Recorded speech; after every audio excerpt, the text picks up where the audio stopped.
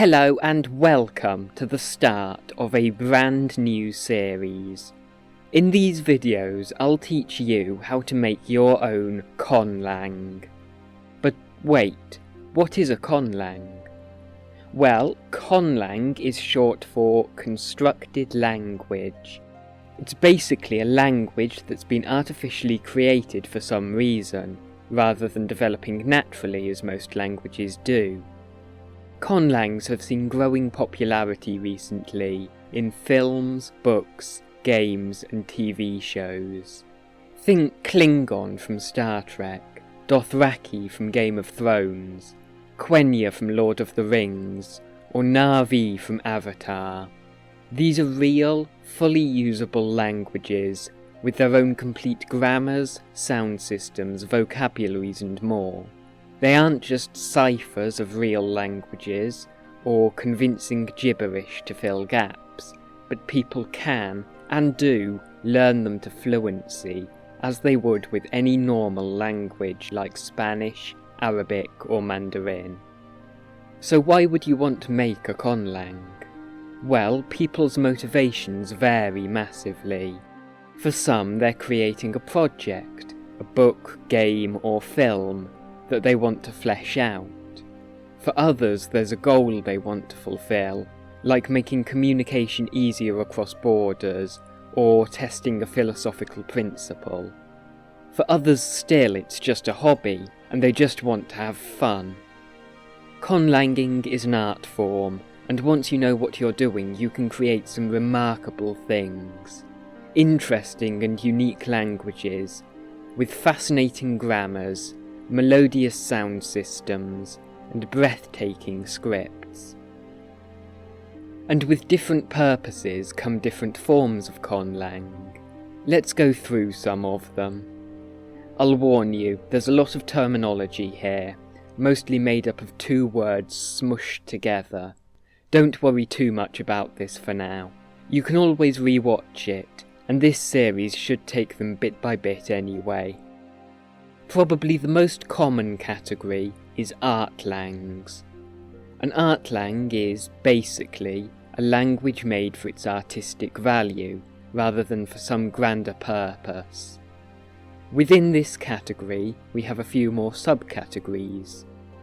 Naturalistic languages are languages intended to replicate the naturally occurring languages of the world. Note the term here. This is one of the very important occasions where we have to say the full term, naturalistic language. In conlanging circles, we often use the very similar but distinct word natlang, as short for natural language, to refer to a real-world language. So, natural language or natlang for non-constructed languages, naturalistic language for a language which mimics a natlang. Confusing, I know. Other forms of artlang are jokelangs, intended to be ridiculous or funny, altlangs, intended to populate an alternate history where events turned out very differently to reality, such as the Nazis winning the war or the Romans invading India, and personal languages, which are intended exclusively for the eyes of the creator to fulfill their personal preferences, but perhaps lacking in other areas. Another broad category is of engineered languages, or englangs for short. These are designed very systematically and unnaturalistically to meet certain criteria, or fill some goal. They can be split into two main types: philosophical languages and logical languages. Logical languages, or loglangs, are just what they sound like.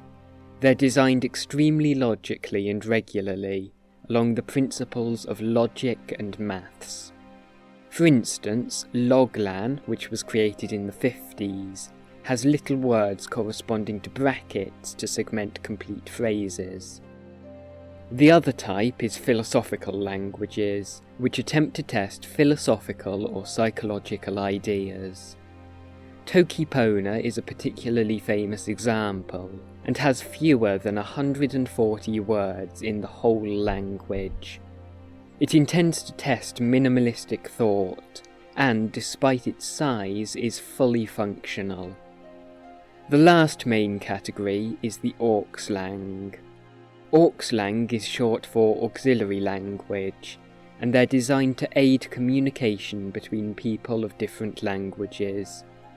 An Conlang can be either zonal, that is designed to cover just a small area or speaker base, or universal, designed for use by anyone regardless of location or native language. There are a lot of other ways to classify conlangs, and I won't go into them all here, but there are just 4 more I will mention. Lexis and kitchen sink languages are often looked down on as beginners' mistakes. There are times and places for them, but these are few and far between. A relex is a conlang which simply replaces the words in an existing language without much changing the grammar. It relexifies it, hence the name. Relexes are common as people's first conlangs, when they don't fully understand how languages work and assume a language is just a cipher for their native language. A kitchen sink language goes fully the other way, often as someone's second conlang. In a kitchen sink language, a conlanger adds every grammatical or phonological feature they find, without worrying much about balance or internal logic. If you do end up making one of these, don't worry though, as they do teach you a lot in the beginning, and can be very good learning tools. So, the final distinction is of a rather different kind. It's between a priori and a posteriori languages. These are terms which can be applied on top of the terms we've discussed so far, and refer to the source of the features used. An a posteriori language borrows words or features from natural languages, whereas an a priori language invents them from scratch. Obviously, unless you're making an exotic alien language of some sort, all conlangs will borrow from reality a little bit, so these terms form more of a spectrum, and we classify conlangs roughly based on how far along it they sit. Generally as well, we tend to use these terms more in reference to a language's words than its grammar, so we could call Esperanto, which is a famous European zonal Conlang, a strongly a posteriori language, because all of its words come from real European languages, while we could call Klingon, the Artlang of Star Trek, a strongly a priori language, because its words were completely created out of thin air to the creator's liking. So, enough of that word soup, let's talk about the series. This is the first episode in a series of what I'm expecting to be about 10 episodes long, although if you or I think of anything else worth talking about, it could certainly be extended. I already have a few ideas I might include, but for now, here's my plan. So, the first official episode after this introduction will focus on phonology, that is, the sounds of a language. We'll then discuss orthography, how languages are written, then morphology, how sounds and bits of meaning are built up into full words, syntax, how words are combined together to form phrases and sentences, lexicon, or the words of a language, and finally evolution and change over time. I'm expecting morphology to take up the bulk of the series, with about 4 or 5 separate videos, going over the different types of word, like nouns, verbs, adjectives, and so on. For this series I'm mainly going to discuss naturalistic artlangs, as this is the area I'm most interested in, and which sees the most interest from the community generally. If you're interested in the other types, I will try to discuss these briefly, although they might merit extra videos at the end of the series. If you're new to this channel, I try to put up one main video every 4 weeks, but this series won't be the only thing I make going forwards, so I'm afraid it might be quite long between episodes. I'd like to do an episode of this every other month, but I won't release something I haven't enjoyed making, so this may slip a little. If you want to be sure to catch the episodes when they come out, do consider subscribing to the channel, so YouTube knows you want to see them. So, now you know what a Conlang is and where this series is going. Next, let's look at some basics of beginning a Conlang before we start the main content next episode. So, there are a lot of different ways to go about building a Conlang. It's very much up to you on the method that works best, but in general you go through in roughly the order of this series. That is, phonology, morphology, syntax, lexicon. It's not always as clear-cut and modular as this, but it's a good framework to get started. If you're making a naturalistic diachronic Conlang, that is, one which derives its naturalism from simulating natural language evolution, this is also something to account for. Overall, it's often a good idea to plan your Conlang so that you know what you're going for and how to achieve it. The best way to do this is through a list of goals. Goals are very important because, as Conlanging is an art form, it can be hard to tell if you've done a good job. At the end of the day, the quality of your Conlang depends on what you wanted to achieve with it, so it's very worth having a good idea of this before you begin. Your goals list doesn't need to be formal or complex, and can have as much or as little on it as you want. Here are a few examples on screen. You can list what type of Conlang you're making, any influences or aesthetics, and any features you want to include. Don't worry if you don't understand some of these lists, by the way. Hopefully you will by the end of this series.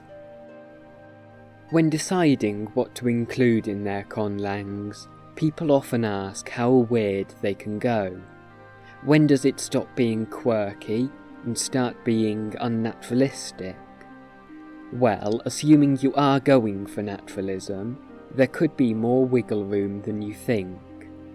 There are about 7,000 languages on Earth today, and some of those are pretty weird.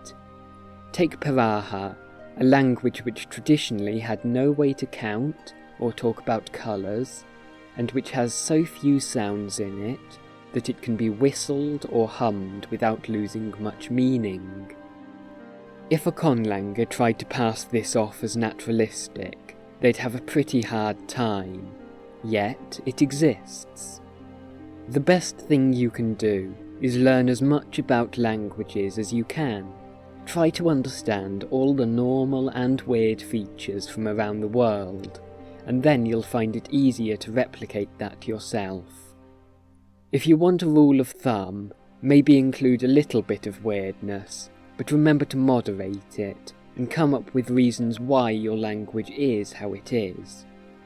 Piraha is spoken in the Amazon, where a lot of features which sound strange to European ears are actually pretty common. The Piraha don't count or use complex colours because they're hunter-gatherers and feel they don't need to. They have different ways of expressing these concepts and make up for some areas' simplicity with complexity in others. Do remember though that a Conlang is ultimately yours, so feel free to experiment. Also, if you're making a non-naturalistic language, an Auxlang or an Englang say, then you can ignore naturalism entirely, and sometimes even go against it, if that's what your vision and goals demand. Hopefully I'll see you for the next video. For each episode of this series, I'll try to provide you some further reading in the description, so that you can really understand each topic we look at. In this video's description, I've left some good beginner resources, and further information about planning and goals. I've also linked to some online communities and places you can go to get help with your endeavours. And I'll link to some other YouTube channels who do really good conlanging and linguistics content. If you want to see more from me, both conlanging and general linguistics, make sure to do all the YouTube things. I'll hopefully be back soonish with the next episode. Finally, I want to make this course as good as it can be, so please give me some friendly feedback in the comments. Leave suggestions, questions and ideas there, and I'll definitely read and respond to them if I can. So, thank you so much for watching. I'll see you in the next episode.